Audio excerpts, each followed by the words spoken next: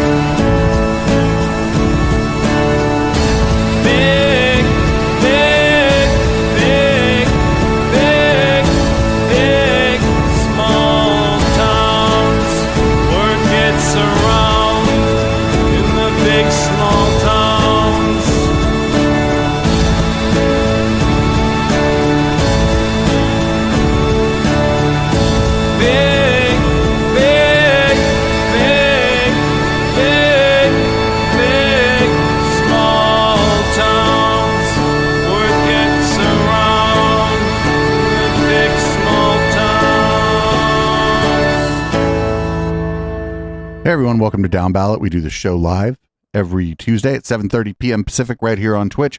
It's twitch.tv/EchoplexMedia. If you're listening on the pod, thank you for downloading the pod, listening to the pod, sharing the pod with your friends. But you should certainly consider joining us for a live show sometime. If not this one, any of our other live shows, you can find the schedule for that at echoplexmedia.com, along with all kinds of other things that I shouldn't have to list because we have a website. I'm Producer Dave, and you can find me on Grindr. And this, as always, is the Councilman flying alongside producer Dave here on Downballot every Tuesday night. Thank you for tuning in, listener and viewer. We're happy to have you here. You can find me on Twitter at @THE_councilman.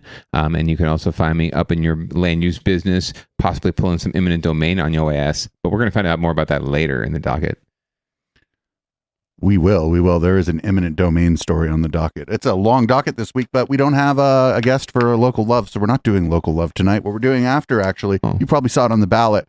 We're going over the Maricopa County Board of Supervisors meeting and the Orange County Board of Supervisors meeting. The Orange County Board of Supervisors meeting has a special appearance from Lee Dundas, who worships a space alien.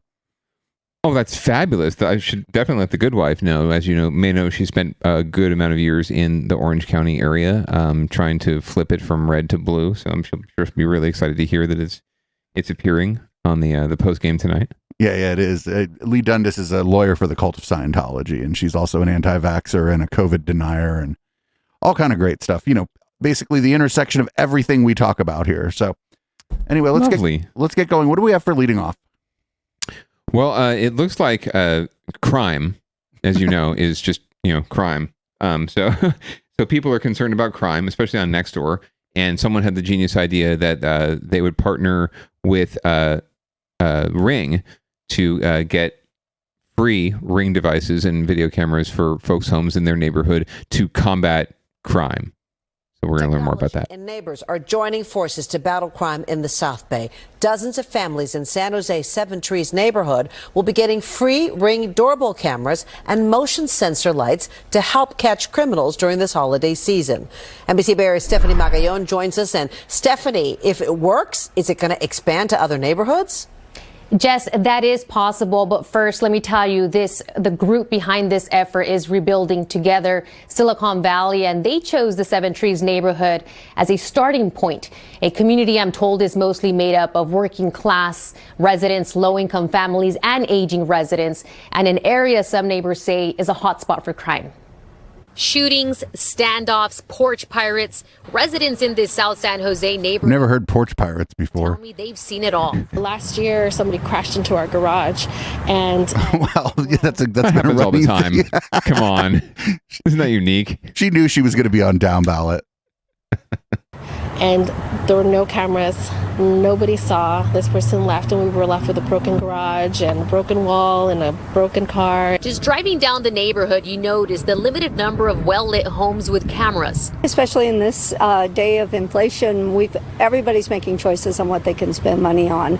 And at our community meetings, which we hold monthly, the top concern has been security and safety. That's when Rebuilding Together Silicon Valley stepped in, an organization that provides free home repairs for low-income families. With the help of sponsors, they obtained 80 Ring doorbell cameras and motion sensor lights that will be given to neighbors here for free during a litter pickup event Saturday. It's something I think many of us can take for granted, but it's a really amazing piece of our growing technological part of our community. But to be able to have security in the form of cameras to make sure that if there are security concerns, or just being able to know who's coming to your front door, it gives you that peace of mind. Those who sign up will also get the gear installed for free, giving families here a sense of security right on time for the holidays. If a lot of neighbors have that in one area, then we can all just kind of help each other and protect each other. That helps build a community spirit. If you're feeling safe, you're more willing to walk out your door and meet your neighbors. For now, the Seven Trees neighborhood will serve as a pilot program, but I'm told Rebuilding Together Silicon Valley is really hoping to install these security measures in other underserved communities throughout Santa Clara County. Back to you. So my first impression is now the thieves know to go to the Seven Trees neighborhood and they can find some Ring cameras.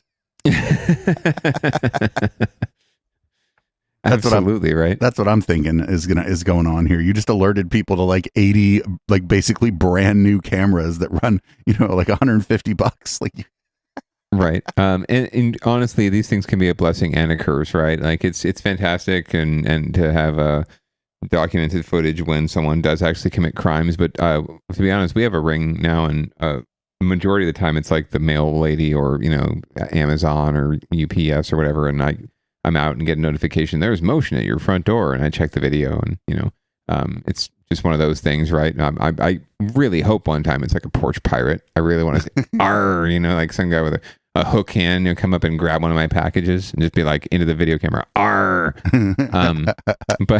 But it's rarely that. So it's almost creating, another level of, healthy paranoia is always good. And this is not a safe, we're not in a safe world, right? And there's haves and have-nots, and you're going to have crimes. But I think it does, things like Nextdoor and somewhat initiatives like this can create a little more, I think, paranoia than is needed, and a little more getting people more finely attuned than they necessarily need to be. But at the end of the day, you do what's right for your community, and it's if the nonprofit's paying for them, that's all good. But yeah, that's why I'm going to grab a new Ring camera. I was just terrified that it was going to be like a partnership between a Nextdoor and Ring, and I was like, no, this is the dystopia. This is not, that would have been terrifying. We'll get to that. We'll get to Tech Bros trying to help the poor people later in the docket. I think we have a few stories about that actually tonight. So we'll see. Hopefully this doesn't lead to just a rash like Nextdoor, a rash of reporting the same incident 20 million times, or poor people losing their packages, like as opposed to like getting their homes broken into. Or on Nextdoor, hey, is your Ring doorbell doorbell gone too? Right. I got a free Ring and it doesn't work. Anyway, but also I should put in a plug. Rebuilding Together Silicon Valley is a very quality and good local nonprofit. They do, generally speaking, they focus on helping lower income people with home renovations and actually improving their homes and rebuilding their houses that are run down. So very good nonprofit. It's Giving Tuesday, so go out and give. That's my one plug for Giving Tuesday. So we're going to move on to winners and losers, where there are no winners, and if anybody happens to win, it's usually not the person you were rooting for. You had mentioned Tech Bros trying to help people, and our first story is actually Tech Bros trying to help people. I called this "What the fuck?" was the first thing I thought of. Here's a story about a San Francisco entrepreneur trying to bring free solar power to the unhoused. I can't fucking believe I'm reading this headline. I just cannot fucking believe I'm reading. Oh my God. Anyway, here I'm sure after this is over, I'm going to have even more thoughts. I haven't watched this or listened to this. I'm just going to be angry for sure. Get prepared. Winter months can be very hard for people living out on the streets, and cell phones can be so important to help them find shelter. And while many of the unhoused carry them, keeping them charged is another thing. KPIX5's Itai Hod introduces us to a local college student who put a lot of time and effort into finding a solution for that. And here's a look at what he came up with. For the past 18 months, Zach Clark, a senior at the University of San Francisco, spent every minute of his free time meeting with investors, securing funds, and testing prototype after prototype, all leading up to this moment. We're really anticipating a good response, but of course you never know until you actually do it. Today is the launch of his new product. But no matter how the day goes, Zach won't make a penny off of it. In fact, he's giving away all his inventory to complete strangers. Hi there. My name is Zach. 4 years ago, Zach got an apartment in the Tenderloin, an area with some of the highest levels of homelessness in the city. Seeing this being a way of life, in such a city that has so much wealth and innovation and creativity, I wanted to use some of that creativity and innovation for something meaningful. So Zach and his friends came up with an idea. Hey guys. A high-tech backpack they call the Makeshift Traveler. It's filled with all kinds of useful stuff, but the one thing that really sets it apart is this. And so the backpack has a solar panel that you can utilize to charge a cell phone. A 2018. You've got to be fucking kidding me. Oh no.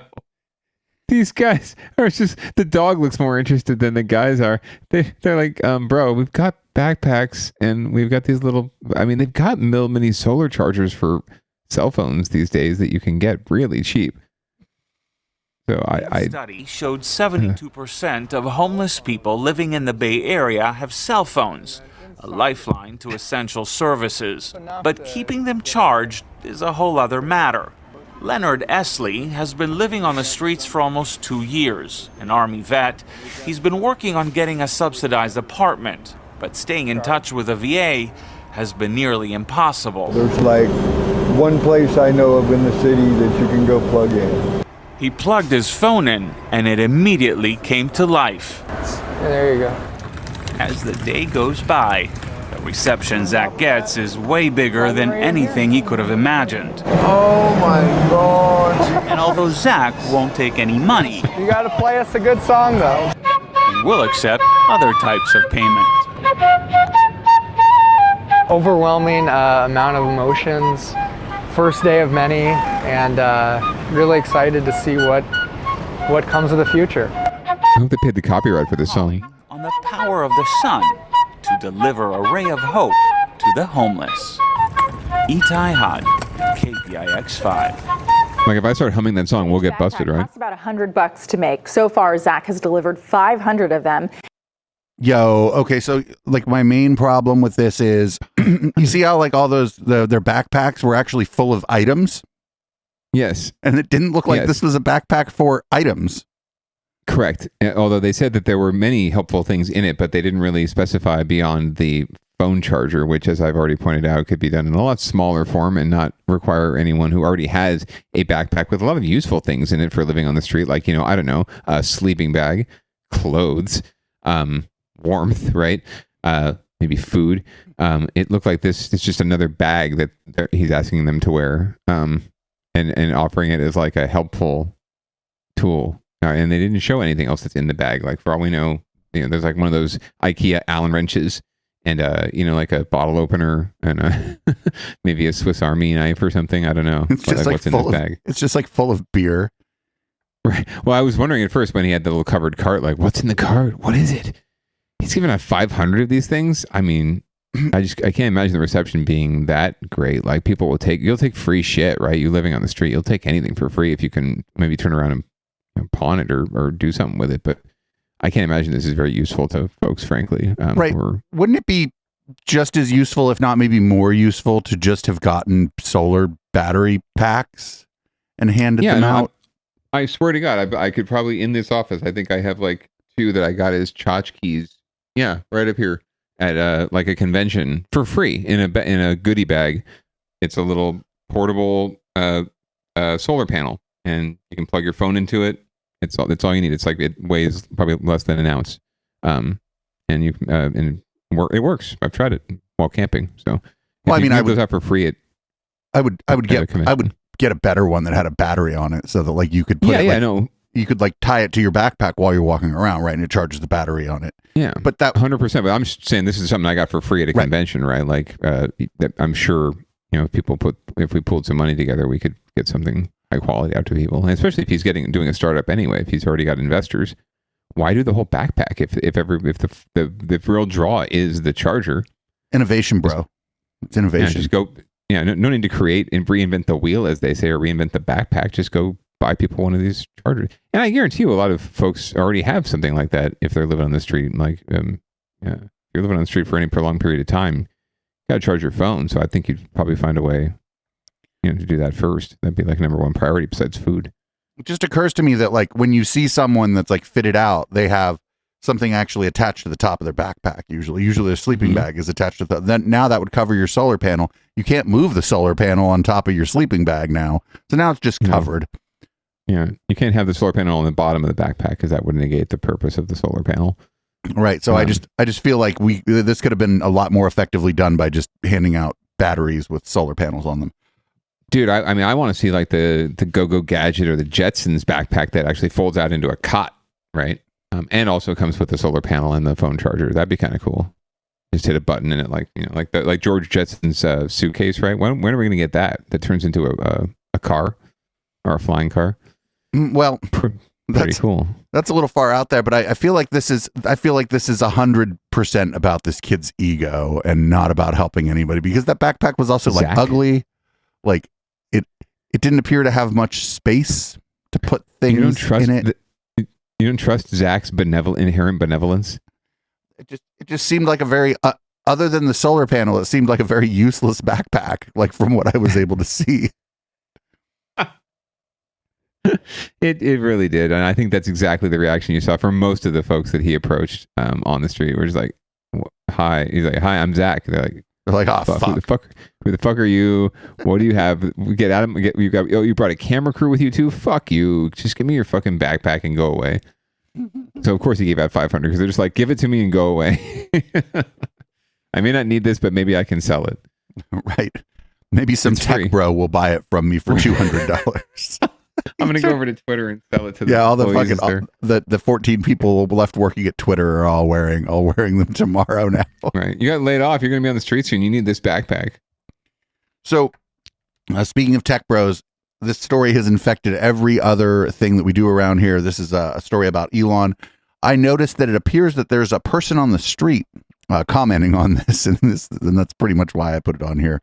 This is about the Twitter amnesty plan. Plex_Dave has not been unblocked. They've not freed DJ Bob yet, and they've not freed our @Echoplex Media account. So I don't know. I think this is just amnesty for famous racists, but we'll see what's going on here. Let's see what we can lobby him. Let's see what NBC Bay Area has. I've already called him apartheid Clyde like 500 times. I don't know if I'd be able to lobby him. Oh, okay then. Billionaire Twitter owner Elon Musk says he will grant amnesty to users who were kicked off of the platform. The users were booted for various reasons, right? Like using threatening language and hate speech. Musk also says he will once again sell Twitter verified check marks starting next week. Again, the key word is sell. As NBC Bay Area's Tom Jensen reports, users and social media experts are worried that these moves could lead to a spike in hate speech and violence. New concerns about what the world's richest person, Elon Musk, is doing with Twitter. It scares me. The amnesty program is very dangerous. Users and experts alike voicing concerns after Musk tweeted 2 days ago that he's conducted a Twitter poll and 72% of respondents supported amnesty for users who have been kicked off the platform prior to. Wait, wasn't he just complaining about all the bots on Twitter? How does he know? How does he know that wasn't just like a bot action to vote yes on that?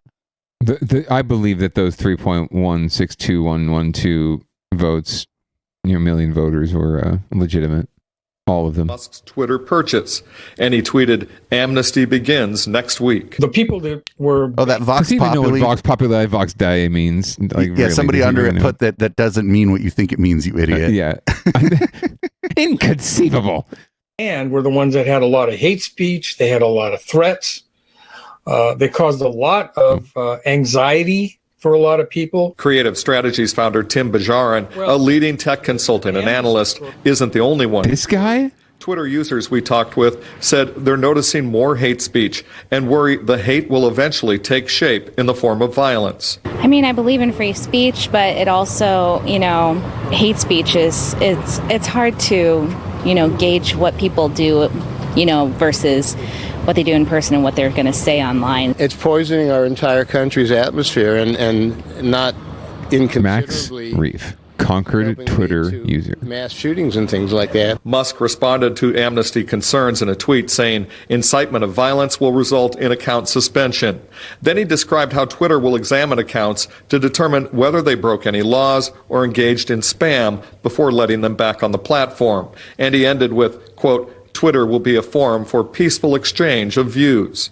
And Musk also tweeted 2 days ago that hate impressions are down 1/3 since they spiked in late October and early November. And then he thanked the Twitter team. Bajarin says Musk should be motivated to regulate hate speech and threats or face the loss of more advertising dollars from corporations concerned about their reputations. They don't want to be associated with a site that fundamentally allows, everybody just to say whatever they want without any form of restrictions. If more advertisers flee, the ability to have significant revenue for the company to keep it afloat is going to be very difficult. And Bajarin says Twitter may have difficulty regulating speech and fixing bugs in the system after Musk laid off or fired many of the Bay Area's best code writers. He says only time will tell whether Twitter can survive in this type of atmosphere or if it might one day go the way of MySpace and become a social media has-been. Tom Jensen, NBC Bay Area News. I liked Concord Twitter user. He seems to have his finger on the pulse, as does that tech analyst. So with the open collar and the mustache. I only did it because of I knew there was going to be like person on the street, but I don't get too much into it. We have a tech show called How the Tech Are You, where we've been kind of covering this a little bit more, and we've been covering it on the Sunday show. I just found they just picked very interesting people on the street. The guy in like dressed head to toe in pink, I bet he is terminally online. Absolutely. Like they had to tear him away from his phone. His screen time is probably through the roof. It's always fun on the local news hits watching and finding out where they were. I don't know how the decision making process happens, like how they decide, we'll send a reporter to Concord, or is it that just happens to be where the reporter who's available was, so they could go interview person on the street, right? It doesn't have to be Concord. It could be San Francisco, could be San Bruno, could be San Jose. But it's just always interesting to me where they end up, right? We're live in Walnut Creek to talk about this issue that impacts the whole nation, right? It could be because Walnut Creek is representative of California or the state or, the Bay Area, really not. Anyway, but you'll see that a lot. And it has to do a lot of times, which is where the reporters are at when they get assigned the story, and where they live even sometimes. In San Francisco, it's almost always the Castro. Yeah. They're like, no, we're going to go to lunch. We're going to lunch after this story. So we're going to do it from the Castro. Yeah. And it also has to do with where you're going to find, if you know places you're going to find people, right? If you know that Concord is a hotbed for people on the street, like guy on the street with the pink outfit, right? Pink jumpsuit. If you know that guy and those kind of folks are going to be out and about in a certain place, you're going to go there, right? Santana Row is a perfect example of that, right? Like, we're in Santana Row because we knew people would be out and about in Santana Row, and we'd be able to, and they're the kind of folks that want to get on camera and talk. Fair enough. What's our next story? Oh, man. Kids in the West Valley just can't stop being racist. Today, Saratoga High School students held an anti-racism rally with parents and teachers at the school, students sharing their experiences and wearing red to show their unity. Explicit racism shouldn't have to take center stage for us to talk about it. It comes after a doll with dark complexion was found hanging by a noose in the main quad of Saratoga High School. The district believes it happened Friday the 11th at night. Today we spoke with members of the school's anti-racism task force. We don't know who the perpetrator is, but it had a very strong impact on our community regardless. New surveillance photos show what the district is calling two persons of interest. The images are grainy, but these two were seen on campus the night of the incident. And Saratoga High isn't the only school affected. The dolls and nooses were also found at Prospect High School and at Redwood Middle School as well. Our goal right now is to make sure people understand that just because racism doesn't affect you personally in this community doesn't mean that you don't have to take action when you see that something's wrong. The district sent an alert to parents denouncing it. The sheriff's department is investigating it as a hate crime and issued a statement saying hate has no place in Santa Clara County. The sheriff's office will thoroughly investigate these incidents and request prosecution of the offenders to the fullest extent of the law. Students say the discovery shook the school, but prompted them to address racism and encourage unity. It's our job to sort of call it out and really take the next steps forward to suppress that and just sort of build a community of allies in which we're here for each other. Because everyone has a responsibility to make sure that racism has no place on this campus. In Saratoga, Ian Cole, NBC Bay Area News. And that kid, Zach, in that last clip there, grew up to be the person who made the backpack in our Correct. Story. Correct. That's exactly what I was thinking. Like, this kid's going to start his own nonprofit one day and give out backpacks to homeless people. So, I mean, this stuff is good, and I think it's good that the students seem to be leading it, and that they were interviewing students, and that they versus interviewing concerned parents or whatever, because the concerned parents might be concerned, but that's the student's school, So I think it's absolutely. I think they're doing an okay job covering this one. I used to live right down the street from Prospect.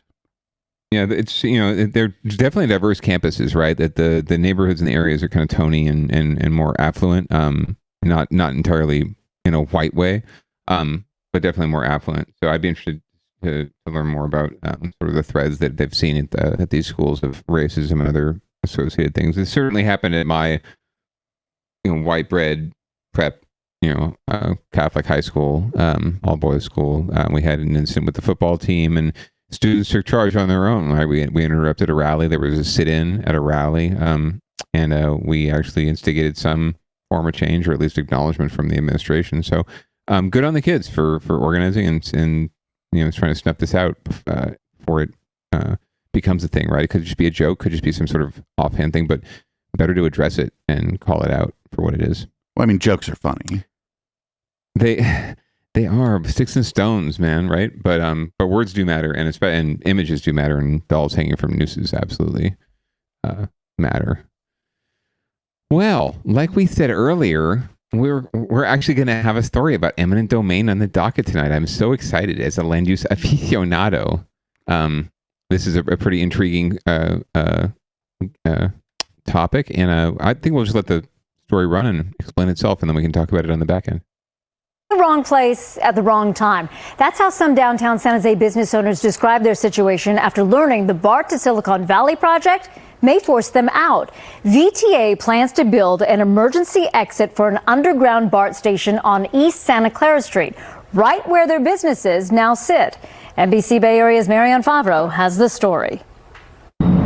VTA wants to buy this building in order to complete its project to bring BART to downtown. No, not that shop. That's such a good shop. That's that fucking Mexican bakery shop that's been there forever. No. Put it somewhere else. We will get the full story and the tortas. But the owner of Mexico Bakery says if that happens and VTA uses eminent domain, he'll be forced to close his business.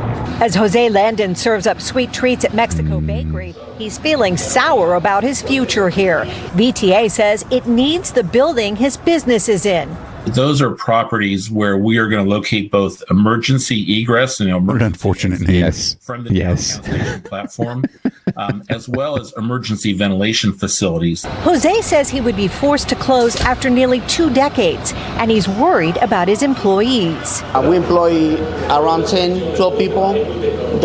These 10 people support their families.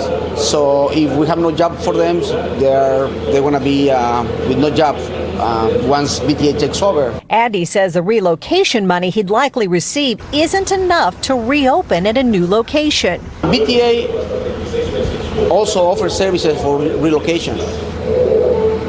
But honestly, with the money that they offer, there's no way we cannot even have enough money to open a food truck. VTA says it's offered the owners of the 2 buildings a fair market price, and the agency will help all tenants relocate. We have a legal obligation, and we have relocation agents who are available and have been contacting these owners to help them both find a new location, if there's a difference in rent, help with that cost, help with the cost of moving and reestablishment and so on. But Jose questions why VTA doesn't use the empty courtyard next door. Golem says it's not big enough, and other possible locations would have delayed the project significantly. Now, with the owners of the properties refusing to sell, VTA can use eminent domain to seize the buildings for public use. On Thursday, the VTA board will hold a public hearing to decide whether or not to adopt a resolution of necessity. And if it does, that would clear the way for VTA to start the eminent domain process. In San Jose, Marianne Favreau, NBC Bay Area News. Thank you, Marianne. Why does it gotta be that place? Mexico Bakery. Yeah. It's rough for me. I mean, there is, so it's actually Mexico Bakery number 2. The original location is down the way. Oh, hello. Sorry. Lights. Is down the way on Alum Rock. Sorry.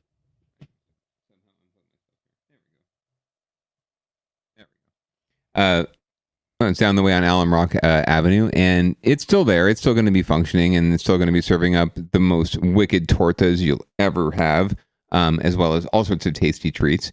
So I don't know. I guess this must be franchised, because I thought it was just a satellite location, and I figured they would just consolidate or sort it out that way, but I guess not. So it's that's a shame.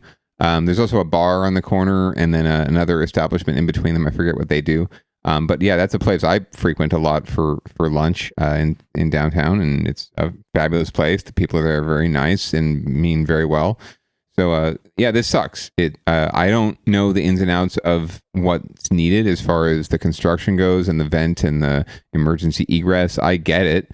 You know, you need all these things, and we don't want to poo-poo BART coming downtown. But there's got to be another way, right? But who knows? So I don't want to say that VTA is wrong to say that this is the most viable space, but they've got to do a lot more to, I think, assuage the concerns of the property owners. And I know the property owners are frustrated too, and they're concerned. Primarily, a lot of it's because they just don't get really good information, and they sort of get things thrust at them. And if someone actually sat down with them and worked through all these issues with them, there might be a way to figure it out. But as of now, they're not willing to sell. But the city or the VTA still has to offer them fair market value for their property, and they do have to offer relocation assistance, even if it is just enough to sort of food truck, as the gentleman said. So hopefully, between all the interested parties, something can be worked out, and we can find some solutions that work for everyone. But for now, it's going to be one of these issues. It's one of these situations where government comes in and has to steps in and maybe oversteps in a way. And that does not lead to more trust. In fact, it leads to a breakdown in trust. So it would be great if we could avoid these kind of situations as opposed to, calling them a public necessity. Oh, that place is a public necessity.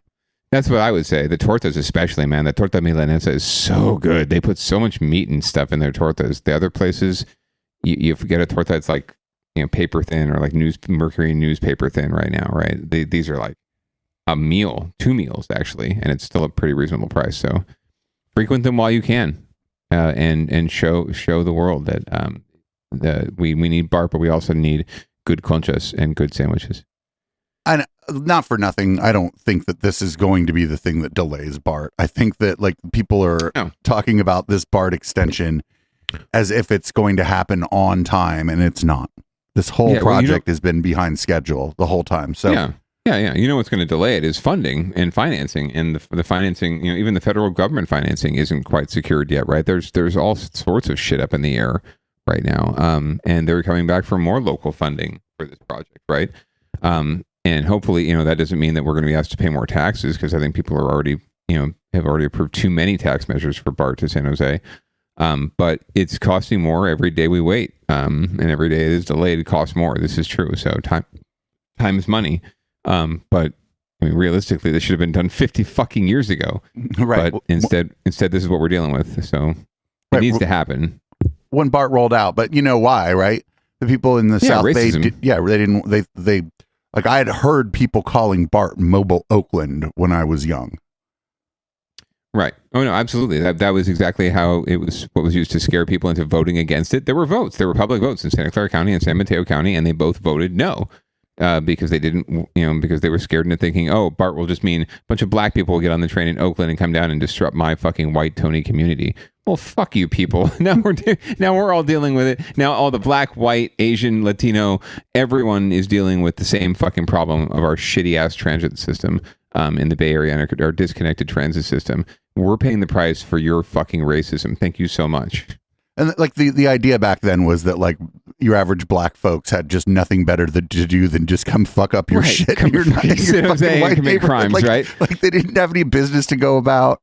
Who are these people? Who are these people that get on a train to go commit crimes, right? If you're going to do crimes, you're probably going to do them close to home, like in an area that's convenient for you, right? You're not, I understand going across town to get the good candy on Halloween, right? But, this notion that someone's going to get on a train and ride 40 minutes to somewhere else to commit crimes just because the criming is better, right? We have more shit. You could do better crime. You could do better criming in Saratoga, actually. Go to the Oakland Hills or Piedmont. There's plenty of, decent homes there that you can rob. It's not like you have to come to Willow Glen. Criming to be had in fucking Montclair, all right? No need to come to Willow Glen or fucking, Rose Gardens, Anyway, so we'll see what happens. I hope like I said, generally speaking, when shit hits the fan like this, someone finds a way to work something out. So more than likely VTA will get their building. These businesses will be made whole in some way. And we'll still be able to get good, decent Mexican food and pastries. I'm more concerned that the bar and nightclub will have a harder time relocating just because of how San Jose doesn't really like bars and nightclubs. To be honest, I don't know about if that spot is viable. I have yet to see a bar like that place has been so many different bars. I have yet to see one take off there, quote unquote. Right? It's been so many different things. So I imagine either the site is a really just bad spot or just really bad management. I don't know, but yeah, and the city's not also terribly friendly to those types of establishments, but they're not terribly unfriendly either. They're just not very helpful. So anyway. More to come. But we have another story about VTA apparently, and this is something you found, I think. Yeah, VTA is trying to hire more bus drivers and trying to train up more bus drivers because they're amid a nationwide shortage. So let's see what they have to say about this. Your next ride on public transit could involve a longer wait. Today, Muni blamed staffing shortages for delayed trains and buses. Now, the problems come as tourism officials say they are expecting a 30% increase in people coming to the city. Now, the problems aren't just in San Francisco. It's taking longer to wait for a bus in Santa Clara County, just as bus ridership is rebounding after the pandemic. The VTA says it's all because a nationwide shortage of bus drivers is hitting here at home. As Len Ramirez reports, the agency is now trying to attract more people to get behind the wheel. So first thing I'm going to check is my defect card, make sure I have the proper date, the run number, the block number, and that's the right coach. It takes a lot to turn a car driver into a bus driver. So as I'm coming in, I'm going to check my mirrors. And that's exactly why Cesar Gonzalez is here. You're going to go out the gate right now? Cesar is a 24-year veteran of the VTA and a top bus driver trainer. Today, he's taking one of the agency's newest recruits out on the road. Keep an eye on the person, okay? It's part of a 9-week bus driver boot camp that gives rookies like Jose Buenrostro Jr. the skills they need to safely steer a 40-foot-long, 30,000-pound coach through Silicon Valley traffic. Not only that you're driving a vehicle that's heavy, you're also carrying the most expensive cargo, which is humans. The need for more drivers is nearing a crisis. Coming out of the pandemic, bus ridership is on the rebound, but the VTA has a shortage of up to 70 drivers. The impact is on riders like Eliseo Guillen, who find out the hard way that some bus routes don't have enough drivers, and wait times on those routes have doubled. And I wait for more than 30 minutes. This morning I was trying to ride up the bus, but it appears a message that it's taking longer. Did cars let you guys in? The goal now is to recruit and train up as many drivers as possible. But even though pay and benefits are good and there's room for advancement within the agency, recruiting is hard because being a bus driver is not an easy job. You're dealing with a large segment of the population, a very varied segment of the population. You never know what you're going to get, and it can be very challenging in a public-facing job. Turns out bus drivers themselves are some of the agency's best recruiters. Cesar knows that firsthand. As a teenager who rode the bus every day, he was encouraged to join the ranks by a kind, longtime driver named Art Pena, who was on Gonzalez's bus route. Because of Pena, Cesar joined up as a 19-year-old and rose through the ranks. Mr. Pena passed away from cancer in 2004, but his impact on Cesar and the agency can be seen to this day. The way he talked to people, like welcome them, come to the bus, and like I kind of saw myself doing it. And the tradition of drivers recruiting drivers continues. Last year, Buenrostro was a security guard assigned to patrol VTA bus yards when he met some drivers who encouraged him to join. Stop before the limit line.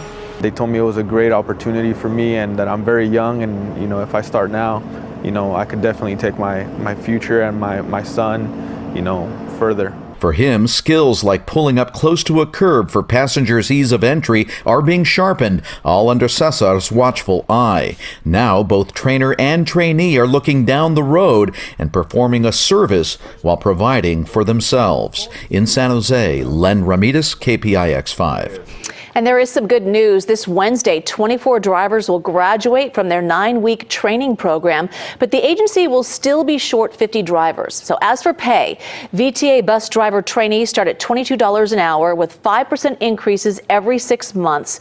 But because of the shortage, drivers are working more overtime hours, which boosts their pay. Right, but then they're working overtime. And they're exhausted. Yeah, working overnight. Right. $22 an hour. I mean, yes, it sounds good, and it's a decent wage. just do the math though, and it's not even close to enough to really live here in the South. That 5% every 6 months, actually, you start that's like outpacing inflation. Well, yeah, that ain't bad. Generally, That ain't bad. if you do an inflation not for this year, not right, this year, but if maybe. you do like the last 10 years, it like outpaces inflation. And a lot of people end up in jobs where their raises do not keep up with the cost of living. So that 5% every most people get like 2 or 3 a year if they're lucky, right? Like a COLA raise, right? So good on them, man. Honestly, this is just one of those jobs that's got to be really difficult to recruit for, right? There's so many factors involved: the driving, the certifications, and then you have to know what you're doing first of all, and then dealing with like they said, dealing with the public, like Stacey Hendler-Ross said, dealing with a very interesting portion of the population. It's like poor people. Just say it. Like you're dealing with poor people. You're dealing with a lot of unhoused people who are using the bus as their space.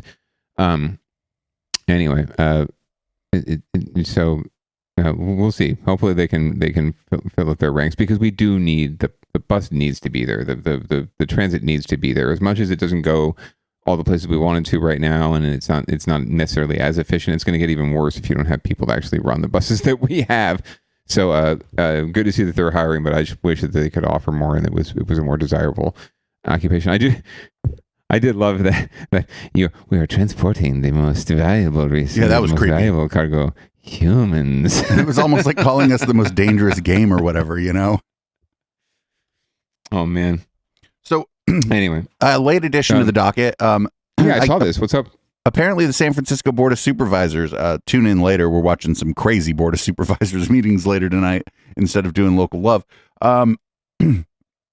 They've approved a deadly force option for already existing robots in the San Francisco Police Department. We were talking about this when we were talking about the San Jose mayor's race that Evil Beto might deploy killer robots, but it turns out San Francisco is going to do it first.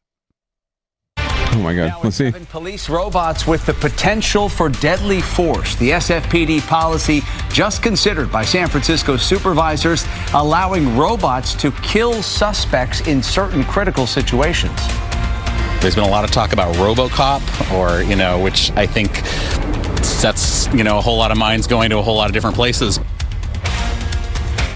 This is KTVU. No shit. Fox 2 News at 7 on KTVU Plus. And that controversial plan just passed about an hour ago in an 8-3 vote. Welcome, everyone, to the 7 here on KTVU Plus. I'm Alex Savage. And I'm Greg Lee. Those police robots will be allowed to use potentially deadly force. The plan's drawn criticism from civil liberties advocates. You don't say. Reed Lee reports. San Francisco police asking for approval by the Board of Supervisors to use robots like this one as a potential deadly force option. That means military-grade machines operated by trained officers could potentially kill suspects during critical incidents. There's been a lot of talk about RoboCop, which I think sets, a whole lot of minds going to a whole lot of different places, but this is not that. San Francisco Supervisor Rafael Mandelman supports using robots for specific life-threatening cases.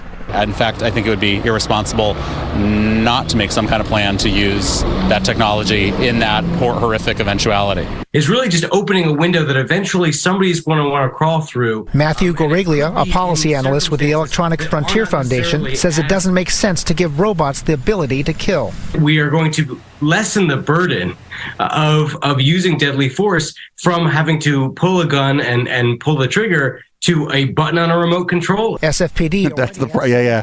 The cops are already not known for fucking their wonderful restraint, and so now I'll actually just send the robot in and press the button. It's so much easier. Right. So much easier to just end somebody. Oh my God, I don't like this. Considering using you have 5 seconds to comply. Way to get into a building with violent armed suspects barricaded inside. In a statement, SFPD said in part, While an explosive charge may be considered an intermediate force option, it could potentially cause injury or be lethal. Robots equipped in this manner would only be used in extreme circumstances to save or prevent further loss of innocent lives.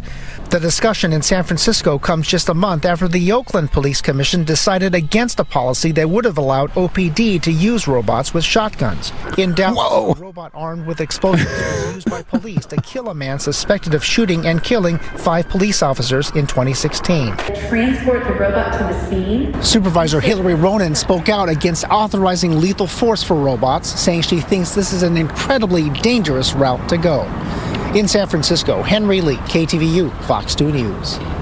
So is this a response? Oh, sorry. Once again, just after tonight's vote, writing on Twitter, quote, even worse than I thought. Only 3 of us, myself, Shaman Walton, and Dean Preston, voted against arming robots with weapons to kill.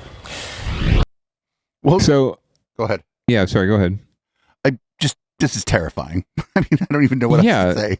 Yeah, is this in response to sort of the most recent incident in Texas, right? But the police just not seeing like, excited about going into bust up, active shooter situations, right? Like, is this sort of a knee-jerk reaction to that we're hearing that, cops are just hesitant to run into the fray, right? So we'll send in a robot to de-escalate or to blow up the spot, basically, literally. Like, I am unsure. I think the cops just wanted a new toy. That's my take here, is the cops just want like another weapon. Yeah, something that doesn't endanger their little precious asses, but can go in and be used to kill kill people, basically, and to blow shit up. And who knows what happened? What the collateral damage might be in one of these situations. Might be considered an intermediate device. Like, no, it's an explosion. It's an explosive device. What are you talking about, intermediate?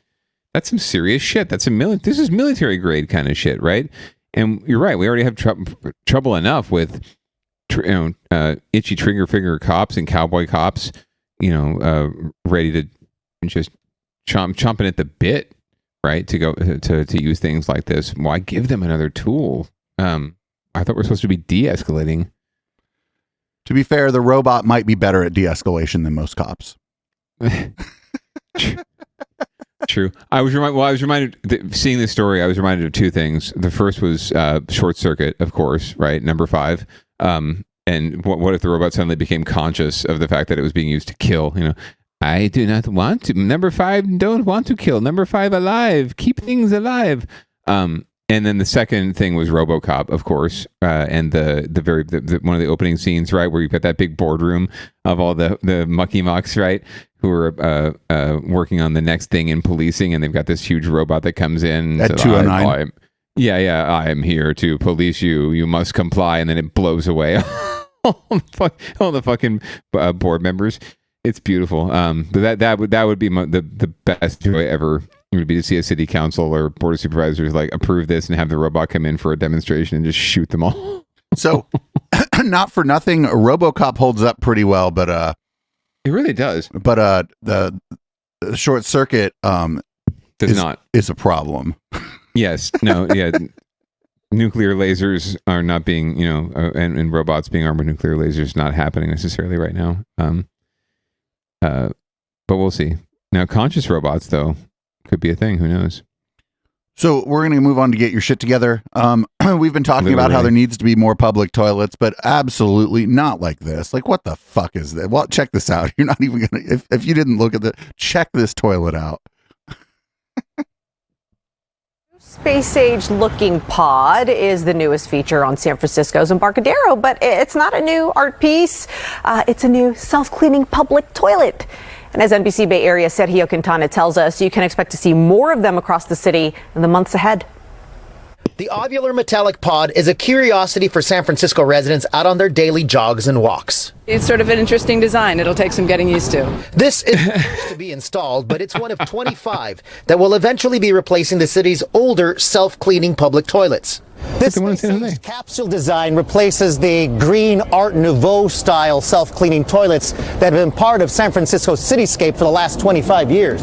The new public restrooms are designed to be modern and sleek, but they're also designed to withstand the challenges of an urban environment. Obviously, these live on the street and they do get graffiti on them and things like that. So it's stainless steel that's easily cleanable. The texture you're seeing on it is defense against stickers. Public restrooms became somewhat controversial in San Francisco this summer after word got out that San Francisco Rec and Park was about to get $1.7 million to build a restroom at Noe Valley's Town Square Park. That state money was never delivered after a public outcry. By contrast, the charge to San Francisco for 25 of these new toilet pods is nothing. The agreement is we provide the equipment, including the ongoing maintenance and the services for the next many years. But in exchange, we have the right to sell some advertising on some kiosks in the city. J.C. Decaux has had this agreement with San Francisco for the last 25 years and just renewed the deal. Eventually, these kiosks, where the company sells its advertising space, will also be redesigned and replaced. Along with the new toilets, the deal also includes attendance for some of the restrooms. Certain bathrooms will be staffed to make sure that they stay sort of feeling safe and comfortable, but they are widely used by visitors to San Francisco. Welcome to the JCD automatic self-cleaning toilet. No. Welcome to your bathroom experience. Department of Public Works, plenty of people use them. These public potties log about 400,000 flushes a year. In San Francisco, Sergio Quintana, NBC, Bay Area News. So not for nothing, that one's already malfunctioned many times. Oh my God. I love the Art Nouveau toilets that we have in San Francisco and San Jose. I didn't realize that was what was going on there. We're trying to be Paris with our fancy toilets. The person speaking, welcome to the toilets. It's like, whoa, like people were talking about how there's suicide booths in Futurama. Like that's what people were like, are you sure that's a toilet? Yeah, it actually reminds me of walking up to the self-checkout at the supermarket, right? Welcome. If you have your club card, please scan it now. Welcome. Would you like to go number 1 or number 2? I can help you with that. Like Siri. How can I help you with that? Can I wipe your ass? Well, thank you for helping us get our shit together. Literally. We will definitely keep our eyes on this subject. So interesting, the deal between the toilet makers and the city to allow for this pretty much free. I don't understand why they were looking at charging for any toilets if this company is willing to build all these toilets and give them to the city in exchange for the right to advertise on kiosks throughout the city and probably make shit tons of money off of it. Seems like a good deal to me. I don't think the kiosks are bothering anybody, and if you've got public toilets, can't be a bad thing, right? Keep the poop off the street. Yeah, maybe it was. I'm just telling you, like, they didn't say it in that story, but I saw stuff on Twitter. Like some of those panels on the top, like open up for some reason. And like there was like pictures on Twitter of some of those panels on the top, like being stuck open in the toilet now, not being usable. Like there's some, it's weird. I don't understand why. I mean, it seems like the toilets that we have already are functional, right? So if they're just talking about replacing ones that are already there, it seems like kind of a useless endeavor. I like the Art Nouveau style. It looks good. It fits San Francisco. And yeah, why not increase the number of them by adding more? Yeah, very much so. I think that would be fun. So instead they're replacing, but who knows? Anyway, let's go down ballot. Yeah, let's go to, this is our look at local politics. And we're going to take a look at the reign of evil Beto, also known as Matt Mahan, San Jose's new mayor, seems to be beginning. And we're going to find out what's going to happen. Election, 2 city council members in San Jose have advanced to other positions, leaving their old posts vacant. Now officials must decide how to fill those spots. KTVU's Ann Rubin tells us the current council members can either hold a special election or appoint someone, a decision which has sparked controversy. Appreciate it. Hi. How are you? Matt Mahan, San Jose's mayor-elect, may have just wrapped up an election, but he's already pushing for another, a special election to fill 2 now vacant city council seats. This is just simple common sense. The people should choose their elected officials, not the politicians. It is, however, the city council that decides how to fill the seats. In 7 out of the last 7 vacancies, they've chosen to hold a special election, not to appoint someone. But this time is shaping up to be different. There's certainly an effort out there to do a 2-year appointment, which is something I'm dead set against. If you ask Council Member David Cohen, there are compelling cases and concerns for both options. In a statement, he says, quote, "We need to have these conversations with an open mind and armed with data and analysis." City council to me is elected by people. It's not by someone outside. At a news conference at City Hall today, residents said they're concerned that anyone appointed by the City Council wouldn't represent them. That we wouldn't get a choice. How would they know what our problems are? So now the City Council will investigate how long would an election take to prepare and what would it cost. The city clerk estimates it could be up to $11.4 million for the 2 districts. Still, Mayor-elect Mahan says the price of skipping this is simply too high. What will be the cost to taxpayers of having their voices denied? A group called Let Me Vote SJ is currently circulating a petition in favor of the special election. The San Jose City Council will be holding a study session exploring their options on December 5th.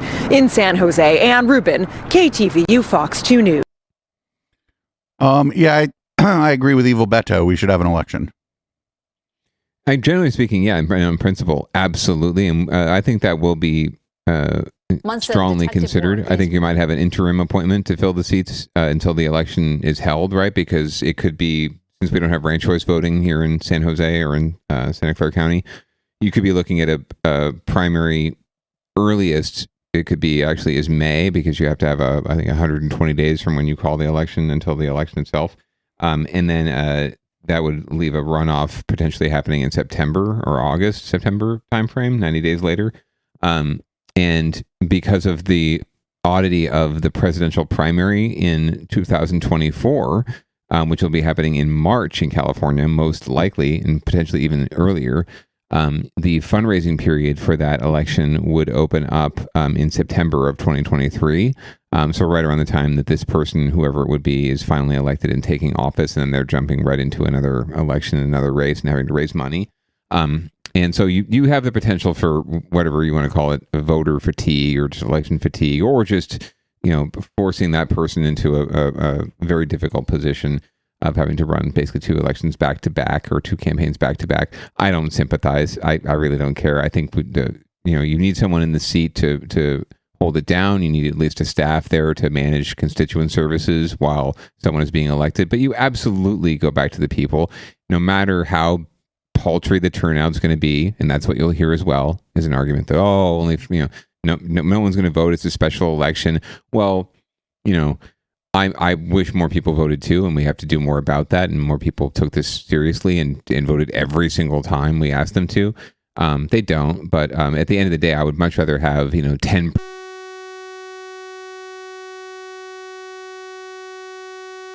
That's bad. All right, I think we're back. Okay. Sorry, I don't know what happened there. Oh, I do. One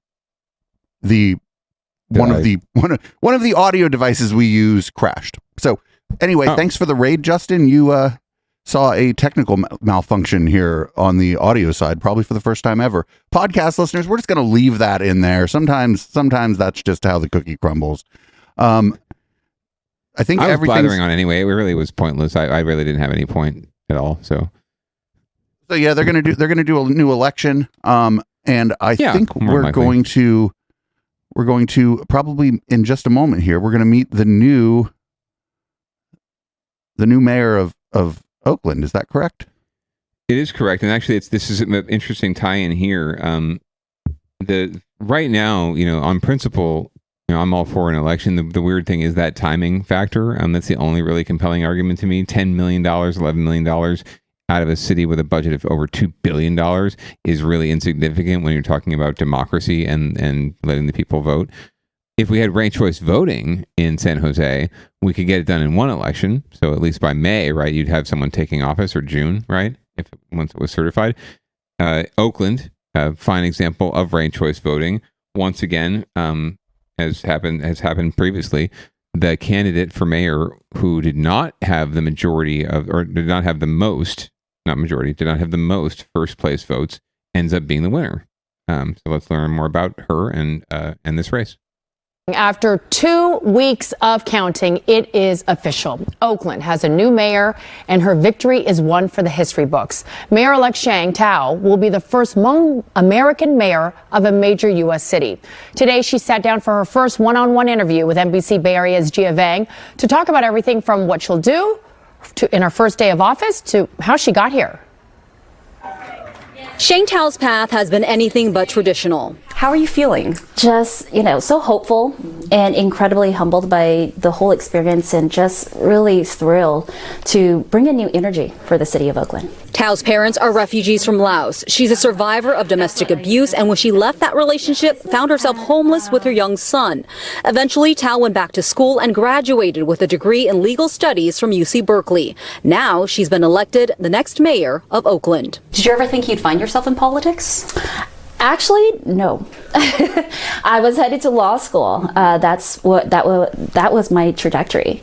But what happened was I couldn't afford to pay for my son's clothes during the very last year of my college career at UC Berkeley, and I took on an internship that paired me with Vice Mayor Rebecca Kaplan's office. While Taylor had more overall votes, he placed second in the city's ranked choice voting instant runoff. While it hurts to admit it, I do not see a viable path to making up the 682 votes needed to alter the outcome of this election. I will not be leading a recount effort, but I do understand that others are exploring this option. With the election over, Tao... Fucking Jesus Christ, can't the national politicians act right? This guy was like, I'm not going to lead a recall effort. It looks like I lost. Yeah, right. I mean... At the end of the day, it's 600 votes. It's not a very big margin, especially considering it's the whole city. But it actually is a significant margin when it comes to voting machines and their, the tech that's used, right, and how accurate the count is. If it was down to like a dozen, that's something you could that even election officials would say would be worthy of recount. But 600 votes is not going to get overturned by a recount. Step into leading a city she says is in crisis. In a poll by the Oakland Chamber of Commerce, gun violence and homelessness were top of mind for voters. Tao, who says she's been in a home that has been the target of a robbery and is a renter now herself, plans to have a hiring blitz for vacancies from the police department to permitting department. But with so many vacancies, how do you get people interested in that way? I think that, as Oaklanders, we are also proud of the city that we live in. And everybody here that lives here, they want to see a better, cleaner, stronger, safer Oakland, right? And in order to create that, we have to give these great paying, union paid jobs at the city of Oakland to Oaklanders so they can continue to live here, work here, right, and play here with their families. Tao says she is guided by her own. My mom cried and has just been so happy. She's actually really sick right now. And so, it's really hard to see her this weekend because she said to me that she didn't think that she would make it to see the successful campaign. Hold it together. Tao is also Hmong, a group from Southeast Asia who fought with the U.S. CIA during the secret war in Laos and are credited with saving American lives. To get the support from the Hmong community, and you're absolutely right. I'm actually the first Hmong person ever to represent a big metropolitan city in the nation. We literally made history. In Oakland, Jia Vang, NBC, Bay Area News. It looks like everybody involved there is a fucking class act. What the fuck's going on? I know, right? It's Oakland. Something's in the water. Who knows? No, Lake Merritt. I mean, the guy who lost couldn't have been more gracious. Gracious, yeah. They're colleagues too. Yeah. Oh, they were. So they probably didn't have a nasty election anyway. Maybe. I don't know how nasty it got. It certainly didn't make waves if it did. But like I said, they're council colleagues, so I think that they both respect each other a lot. And they both had very prominent supporters. Although Taylor, I think, was supported by a little more of not the establishment, but more like progressive elites and the more the Oakland establishment, as it were. But yeah, good on her, and really looking forward to seeing what kind of leadership she can bring to the city. I think Oakland is in need of some some dynamic leadership and maybe a shakeup of some sort. So up next, a recurring theme on this show has been a bunch of wackadoodles and bigots going after Scott Wiener, the San Francisco. He's a state senator from the San Francisco. We've had Austin Bennett go after him, and we had stories last week of people sending him threats and harassing messages and whatnot. And so, and now it's Marjorie Taylor Greene going after him. Oh, so awesome. Good evening. A far-right Republican lawmaker is back on Twitter and slinging slurs at the gay community. The line of attack focuses on a derogatory term from the past that's being used once again to divide and demonize LGBTQ people. Now, these attacks aren't just coming from inside state houses. Politicians have taken divisive rhetoric online, and you can see KPIX5's Itai Haught is here with the latest on this, and certainly very unsettling. Exactly right. Yeah, the man under attack is State Senator Scott Wiener, and even though he's used to these attacks online, he says this one has him particularly worried. She has a huge following with some very unhinged people in her orbit. State Senator Scott Wiener says he's watching his back after Georgia Representative Marjorie Taylor Greene hurled an anti-LGBTQ slur at him on Twitter, calling him a groomer. When someone like Marjorie Taylor Greene attacks me, and in this case calling me a quote-unquote communist groomer, yeah, I do have to be more vigilant.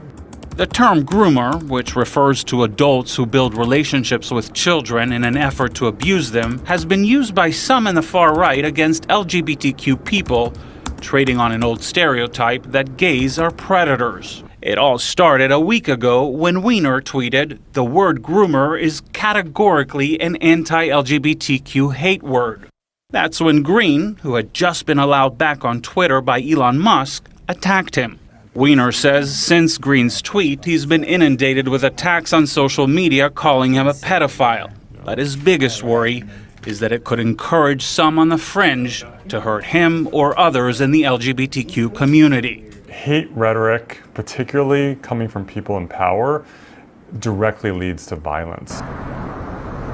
The slur came just days after a mass shooting at a Colorado Springs gay club that killed 5 people and injured many more. Now, some in the LGBTQ community are worried Greene's words could inspire yet more assaults. Being in a place that's very gay, like, we kind of are reminded that, like, we have to constantly be on alert and we're never really safe. Suzanne Ford is the executive director of San Francisco Pride. She says in the last few days, her office has been flooded with calls from people worried about their safety. The tone of people is, discouraged, hurting, and it's terrible. Hi, it's Scott. Perhaps the only good thing to come out of all of this, Wiener says, is watching his community come together. We know that we have to stick up for ourselves and be united, and we're doing that. All right, so Itai joins us now, and thank you for that interview, and he was very open about this. I'm just curious, how does Wiener feel about Elon Musk reinstating people like Greene? Yeah, we asked him that. He said he was enraged at what Elon Musk has been doing. He says he believes Elon Musk has completely embraced the MAGA community and has been peddling conspiracy theories. He believes that he is exerting toxic influence, not just over Twitter, but society as a whole. Yeah, absolutely. So now in your story, as we all heard, we're hearing about death threats and just how scary this can be. My question is, has he even reached out to Elon Musk? Have the two had a conversation? I think I know the answer, but obviously he's got to get some sort of conclusion. Yeah, that's a great question. He said no, he hasn't done it yet. He wasn't planning on doing it. He doesn't think that Elon Musk would be receptive to anything like that. All right, Itai, thank you. Appreciate your interview there. And not for nothing, Scott Wiener gets it like a bunch of different ways because he's also Jewish and conspiracy theorists. If there's one thing we can say about conspiracy theorists, they don't like Jewish people. Yeah, very much so. Scott is certainly not alone in the death threats and the threats he's receiving and the attacks he's receiving. Every single one of our elected officials, even Marjorie Taylor Greene, from different angles, or get these kind of threats. the stuff that's coming to him is just beyond the pale because of what you just said, right? It's just that sort of piling on of microaggressions that he represents against the white supremacist factions in our society. So, I'm never-endingly impressed with the ability of these folks to not brush the stuff off, but to go about doing their jobs while they know that's out there and that threat is out there and that the Austin Bennetts are out there, fomenting hate against them that could froth up at any moment. So good on them for staying the course, and good on Scott for standing up for folks and for representing us. And yeah, fuck Marjorie Taylor Greene. Fuck Marjorie Taylor Greene. Reinstate Echoplex Media. Bounce her off Twitter, please. Yeah, no shit. So we have one more like local kind of down ballot-y story. Apparently there's a guy near Reading, actually up in Shasta County, who's been running a one-man radio station, and I figured I had to put this on the docket because me in 20 years. There you go. The media landscape has really changed over the last few years, especially, and that includes TV stations and radio. Now, for example, locally, KGO Talk Radio recently shut down with almost no warning. But digging the leather pants can claim something of an antique. Rock and roll radio done the old-fashioned way. And as KPIX5's Wilson Walker shows us, that means doing it the hard way. ZZ Top on Northern California's home of the classics, the Z Channel. Night falls as you are making your way along a darkened I-5, and as you wind your way past Mount Shasta, you dial up some classic rock radio. Real rock on Z100 FM. Only this isn't just a radio station, it is the work of one single person, and you might have a hard time finding anyone else doing anything quite like it. I don't know. Nobody's stupid enough to do it, By that, Dennis Michaels except for producer Dave. The whole show by himself. He picks the songs, records the jingles, even does a lot of the ads. Mount Shasta's only Havlin oil changer. He also does all of the maintenance and just about everything else. Music programming, traffic. I don't do sales because I suck at sales. So basically, oh my God, everything right here. 3 or 4 software programs that kind of commingle. I send that over to the server, which is down here, and this is what's on there now. Chili Peppers and Sticks up next, and every time I hear something I like that nobody else plays, I stick it in rotation, and it seems to do well. We're tracking about 22,000 cities on the internet. Australia, Barbados, Germany, Canada, Russia. Yeah, I track it because I can see them on Google Earth right where their server is, and it's always right at the Kremlin. And all of those people, including the fans in Moscow, are listening to one man's playlist of 8,000 songs, but it's really been a lifetime of music. Michael started as a teenager on AM radio in Chicago before his career took him to Los Angeles. Then I had children, and I wanted a small town to go to, kind of like Mayberry-ish. So I found this place and built it. 25 years later, he says the famously eclectic area has probably contributed to his longevity in an era when many stations have fallen under corporate control or disappeared altogether. And hey, coming up next, got some mantras for you. Also, Jethro Tull. So there is still something a little like old-time radio out there, and people are finding it far beyond the shadow of Shasta, a one-man band rocking on in a changing media world. It's a labor of love, man. You know what I mean? No normal person would undertake what it takes to do this, but you keep doing this for a while? Soundboard. Nothing better to do. He's working a real job, buddy. In Mount Shasta, Wilson Walker, KPIX5. That's awesome. What was that line? No normal person would undertake. She got to soundboard that. Yeah, I could. I'll probably forget, but yeah, that's pretty wild. I wonder if he ever has technical issues where everything goes beep. I'm sure occasionally. That's beautiful. Anyway, we're gonna go to and another things. We have a couple animal interest stories. Actually, 3. Yeah. So you found this one, I think. More wild hogs. Wild pigs. Wild hogs. Every once in a while, the wild hog stories pop up on, it's probably slow news days, I'm guessing. Yeah, usually in Almaden. News tonight. So, yes, we get it. A lot of talk about turkey, but for one Bay Area neighborhood, it's all about pigs, a long-running problem in Morgan Hill, where wild pigs or boars are destroying people's front yards and sometimes even their backyards. Some people want to shoot the pigs. Here's NBC Bay Area's Robert Honda. Oh, it's the shooting the pigs stuff again. Hilltop communities in Morgan Hill are definitely frustrated by the damage and the mental stress caused by the wild pigs. And the problems? I'm stressed out. Keep growing. These are new images of the wild pigs roaming through the Holiday Lake Estates community in the hills of Morgan Hill and Santa Clara County. The homeowners say the pigs began rolling in after Anderson Reservoir was drained for earthquake retrofitting, using the dry lake as a pathway. The pigs have uprooted huge chunks of people's yards, as well as the open meadow used for emergency evacuations. And now members of the neighborhood association say their numbers have nearly tripled since last year. Every evening we've been hearing and seeing these large boars and families of pigs come out. Some are up to 500 pounds. It's not easy just to have a bullet of, say, kill the pigs. Now, after a lot of debate and delays, it appears the current proposal calls for hiring hunters to solve the issue. But there are numerous state and local laws regulating how it can be done. For example, the pigs must be caught and caged before they can be shot. Plus, the local homeowners association's own bylaws prevent any gunfire in certain areas and would require a 75% homeowner vote to change it. But board members may have a way to solve that issue, too. We have 84 lots in Holiday Lake Estates that are on Lake Anderson.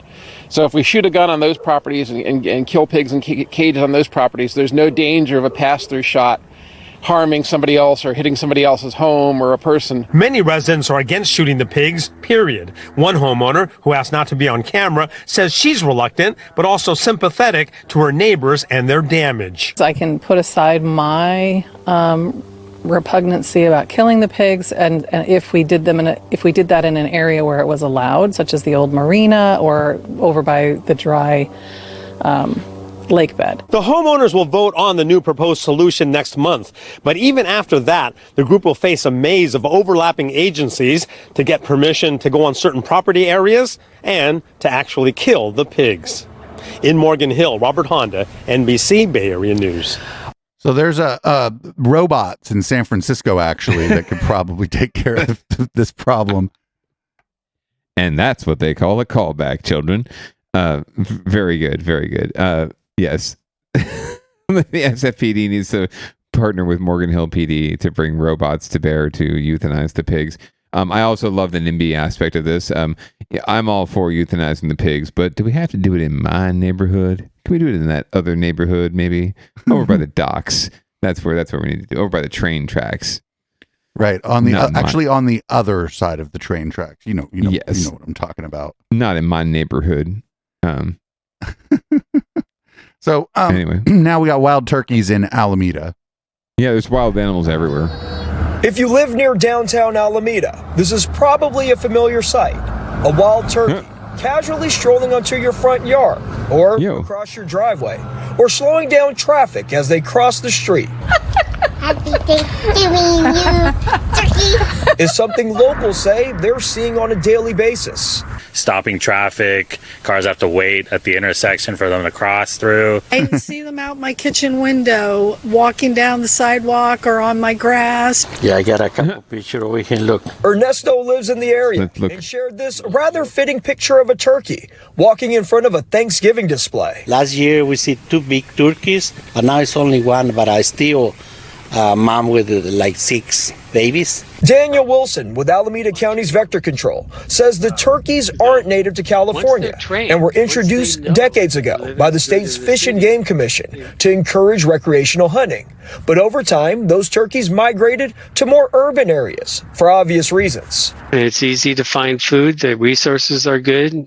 There's no mountain lions or bobcats, Good public transit. This year alone, the county has received 24 complaints. Oh no, they're down some drivers. That's an 80% jump compared to a decade ago. And unfortunately, there's not much the county can do about them. It has to go to California Fish and Wildlife, to either relocate the birds, which is quite rare. But with very few reports of foul play, it doesn't appear that locals are too concerned about the turkeys. I think people know. A bunch of wild turkeys are around. I feel that you just give them their space and they just go on their merry way. In Alameda, Pete Serratos, NBC Bay Area News. Yeah, the people there seem kind of entertained by it. Yeah, a little bit. They seem pretty cute to me. And so it's all fun and games until a wild turkey eats a baby. That's dark. Yeah, I guess fatherhood's doing weird things to me. Anyway, well, so in here, just to tie it all together, there's always someone stepping up for the turkeys, right? So we got to make sure that if there is a movement to euthanize, there are some activists out there that are going to have their say. Activists protested what they call the violence of Thanksgiving at a Safeway store in Oakland. What do the turkeys want? Animal liberation! The group Direct Action Everywhere staged a protest outside and inside the Safeway store on College Avenue yesterday. The protesters say Thanksgiving celebrates the genocide of indigenous people with a tradition of violence that takes the lives of more than 40 million turkeys every year. They don't tell you that when you interact with these turkeys, even in these horrific places, that they're so young, full of life, wonder. The turkeys started to approach us. The protesters also dropped a projection screen from the store's rooftop parking lot and projected footage from inside a turkey farm owned by Foster Farms. Direct Action Everywhere says it obtained the video from a Foster Farms turkey farm in California and that it shows the unsanitary conditions where the turkeys are kept. Well, they have a point. They certainly have a point about the genocide. And I mean, yes, factory farming, obviously nobody wants to see images of factory farming. We all want the food. We don't want to see images of it because it's troubling.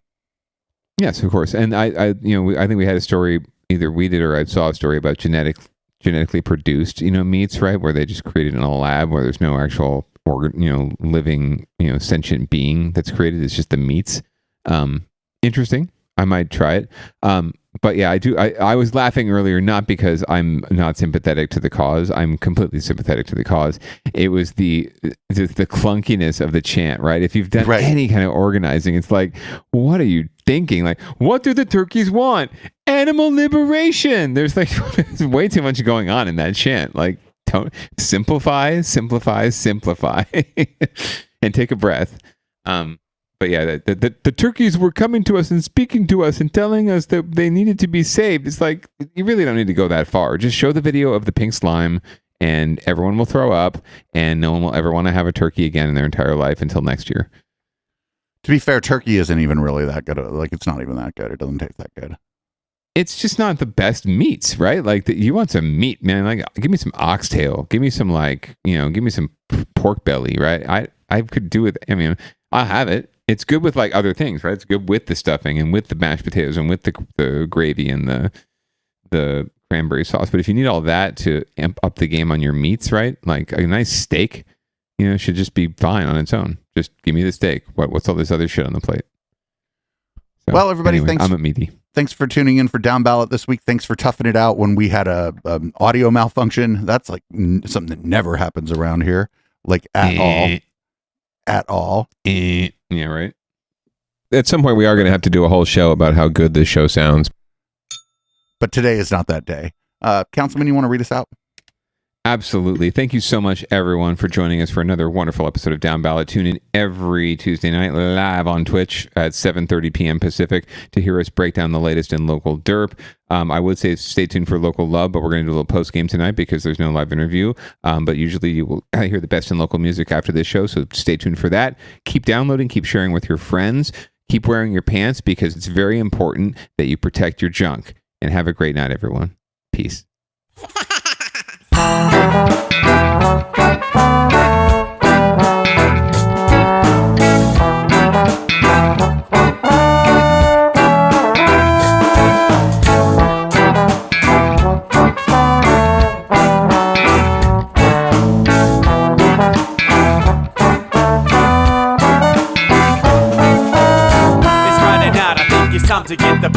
started. Pick up my phone just to check and see who's calling. Dress up real nice for the ladies at the bar, and I'm driving in my car just to get to where they are.